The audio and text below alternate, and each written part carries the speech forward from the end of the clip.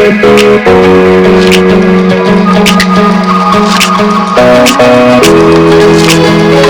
तरफ आ गए और फिर वो कैनबिस और इस तरफ जब गए तो फिर वो मामला दूसरी तरफ चला गया, वो सिचुएशन एडिक्शन की तरफ चली जाती है। जब एडिक्शन की तरफ चली जाती है तो इवेंचुअली फिर आप और ज़्यादा परेशानी में आ जाते हैं। जी डॉक्टर साहब। बिल्कुल, इसकी तो बहुत एग्जांपल्स हैं।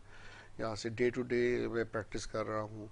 यंगस्टर्स ख़ास तौर पे जब एंजाइटी का शिकार होते हैं, एकेडमिकली या पढ़ाई के हवाले से वो थोड़ा सा नीचे की तरफ आना शुरू होते हैं। कहीं पे भी थोड़ा सा प्रेशर बर्दाश्त करना आजकल की एज ग्रुप को मुश्किल हो रहा है, रेजिलियंस कम है, बर्दाश्त कम है।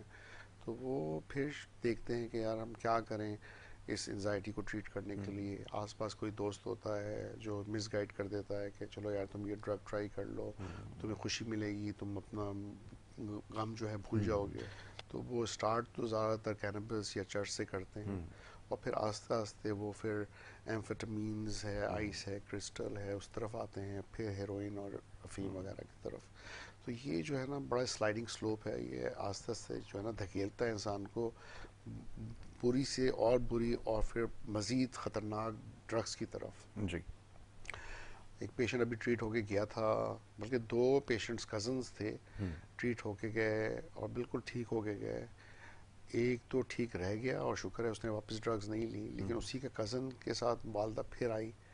तो वो कहने लगा जी मुझे बहुत तलब हो रही है। तो बिल्कुल ठीक ठाक था। जब मैंने उसको लास्ट 2 दफ़ा देखा था डिस्चार्ज के बाद, वो 2-3 हफ्ते एडमिट हुआ था, उसका ट्रीटमेंट हुआ था, ठीक होके चला गया था, बिल्कुल ठीक ठाक था। अचानक से मैंने कहा तुम्हें क्यों तलब हो रही है? खैर मैंने उसे कन्फ्रंट किया, मैंने कहा कुछ तो तुमने लिया है। तो कह रहा नहीं, मैं कसम खाता हूँ मैंने कोई नशा नहीं किया, कोई नहीं किया। खैर उसे घुमा फिरा के जब 4-5 मिनट अलग अलग तरह से मैंने सवालात पूछे, तो उसने आखिर में एडमिट कर ही लिया कि मेरा एक दोस्त आया था, मैं परेशान था, जो है मैंने थोड़ा सा एक सिगरेट ले लिया। अब वो उसको भी मिनिमाइज़ कर रहा था मुझे पता है, लेकिन उसने नशा लिया था। और माँ रोने लगी कि मैंने इतना ख़र्चा किया अपने बेटे पे, उसको ठीक हो गया था, अब मैं सोची थी वो पढ़ेगा, आगे कुछ करेगा। बिल्कुल। और वो बेचारी बहुत ही लोअर सोशो इकोनॉमिक ग्रुप से आई थी, गरीब औरत थी, बड़े मुश्किल से उसने पैसे किए थे जमा। तो मुझे भी अफसोस हो रहा था कि अब वो वापस बार बार इलाज कराना उसके लिए मुमकिन नहीं है।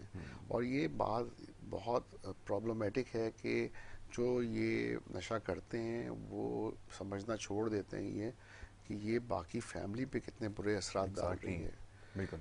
उनकी इमोशनल हेल्थ पे, उनकी साइकोलॉजी पे जो उनकी फैमिली की है, और इकोनॉमिकल हालात पे। क्योंकि ना ही वो अच्छे बैकग्राउंड से होते हैं कि वो अच्छी तरह पैसा अफोर्ड कर सकें। और फिर ज़ाहिर है माँ तो सफ़र करेगी ना कि मेरा बेटा है और इस तरह से सफ़र हो रहा है।